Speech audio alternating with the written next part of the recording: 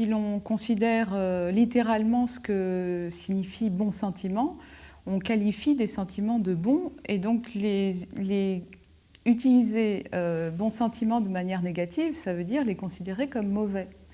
Donc l'évidence se retourne et devient tout à fait énigmatique. On se rend compte qu'il y a quelque chose qui est en train de qui divise en fait la communauté des locuteurs français, et que de manière très générale, les écrivains, les hommes de lettres du XIXe siècle, donc de la seconde génération des romantiques jusqu'à Flaubert, jusqu'aux réalistes, rejettent tout ce que les bons sentiments vont signifier aujourd'hui. Et en fait, cette contamination, ce regard négatif, plus qu'ironique, vraiment négatif et de rejet et même de dégoût, que vont avoir les hommes de lettres de cette époque-là pour l'humanitarisme, va commencer à avoir cette influence sur les usages, et va de proche en proche contaminer le sens positif des bons sentiments.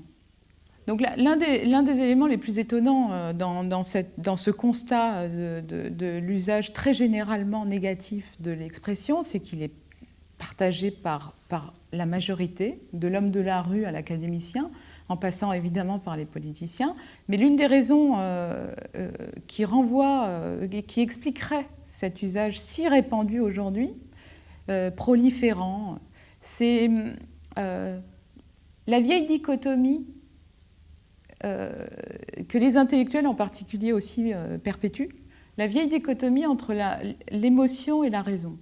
Et le bon sentiment va se ressourcer ou puiser sa signification, ou continue de signifier en raison même de cela, je pense. C'est-à-dire que je pense qu'il se nourrit en particulier, l'expression se nourrit en particulier de ces rassemblements en masse, de ces images de multitudes qui se multiplient, qui peuplent en fait notre quotidien.